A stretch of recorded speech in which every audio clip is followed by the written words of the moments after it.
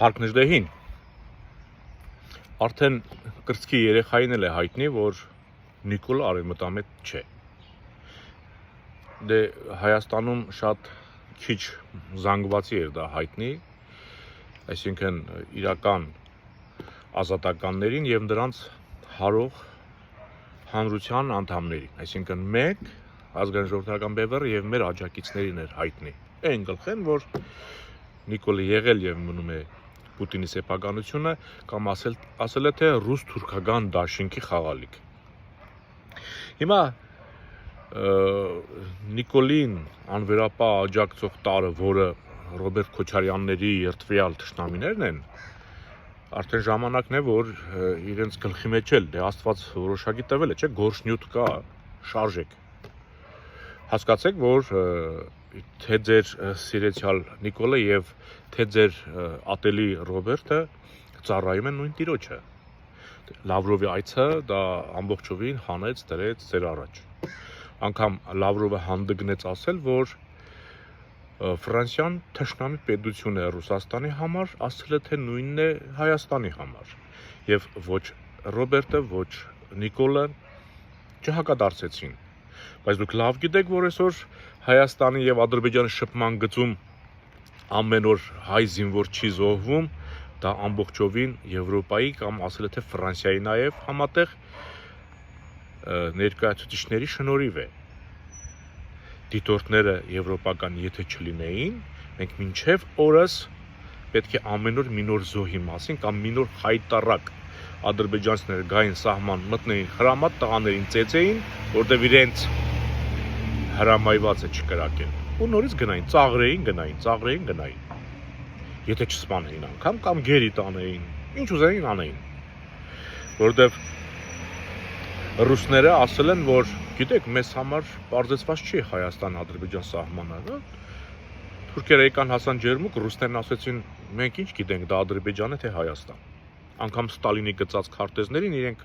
արդեն սկսել են ինչ-որ կասկածանքով նայել։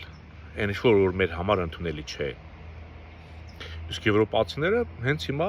գոնե եղած շփման գիծը պահում են։ Ու Հայաստանի իշխանությունը հլու հնազանդ Լավրովին ընդունեց, որ Ֆրանսիան թշնամի է։ Այսինքն մեր թշնամիները արդեն չէ միշտ, ես դրա մասին մի բազմիցս խոսել եմ, որ ռուսներն են որոշում, մեր բարեկամներն ովքեր են։ Անկամ մեզ ցեղասպանած Ադրբեջանն եւ Թուրքիան մեր բարեկամների շարքին են պատկանում, որովհետեւ իրենք Ռուսաստանի համար լավ բան են անում։ Կարևոր չէ, որ մեզ կոտորում են։ Մեր մոտ այդ մտածելակերպն է դերևս։ Ասեմ սրբազան շարժմանը։ Նորից ակտիվանում են, նորից խոսում են, նորից վերցնում դնում են եւ ընթացքում նորից բևեռին փորձում են կապել սրբազանի, այդ սրբազան շարժման մասնակիցներին։ Ես արդեն քանի որ պարզ է, որ մեզ վաղուց էր պարզ, որ Ռոբերտ Քոչարյան եւ Նիկոլը հակառակորդներ չեն,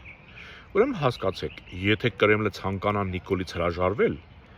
ինքը ցանկություն չունի իրականում Նիկոլից հրաժարվել, որովհետեւ այդ կարգի սրիկա ինքը չի կարող հայերի շրջանում ճարել։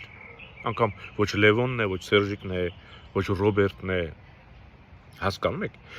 Ինքը չի կարող այդ կարգի սրիկա ճարել, որը ընդունակ է ամենայն այլանդակության հայ ժողովրդի հանդեպ։ Ուստի, եթե ինքը Ռոբերտ Քոչարյանին ակտիվացնում է ժողովուրդ,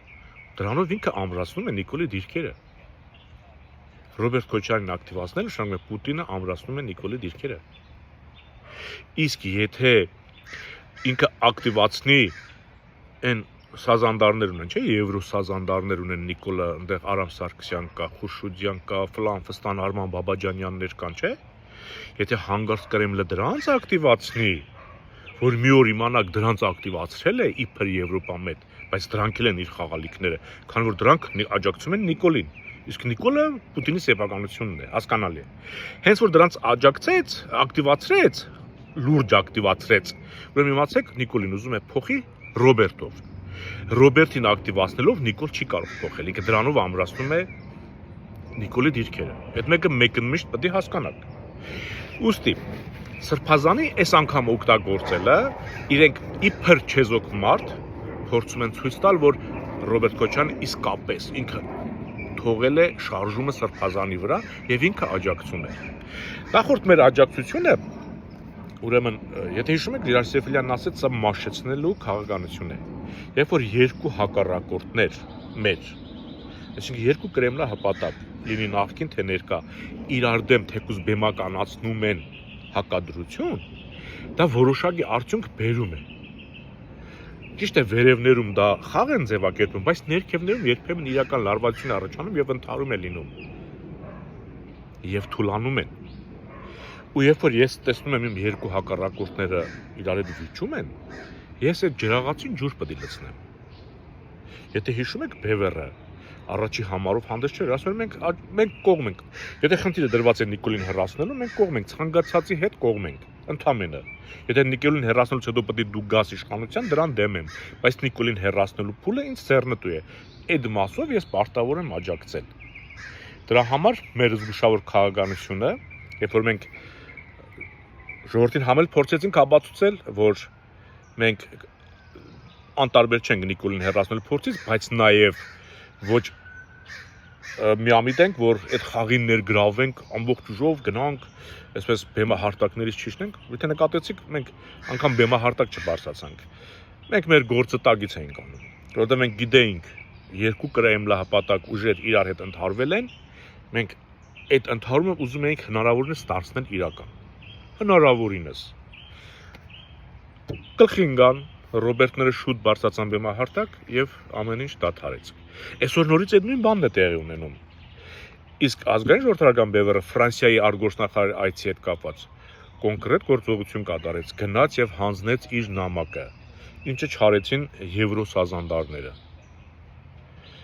Հիմա դուք հասկացեք Նիկոլի կամ Ռոբերտի կամ Կրեմլի իրական թշնամիները կամ հակառակորդներն ովքեր են։ Իսկ Պուտինը իրականում Ռուսաստանի համար մի մեծ գերեզման է փորել, որի մեջ պետք է տեղավորվեն թե Նիկոլը, թե Լևոնը, թե Ռոբերտը, թե Սերժիկը։ Օրը մոտենում է։ Երբ որ կոնկրետ քայլ անելու լինենք, դուք անպայման տեղյակ կլինեք։ Ուշքներդ վրեքներդ պայք։ Մնաք խաղաղությամբ։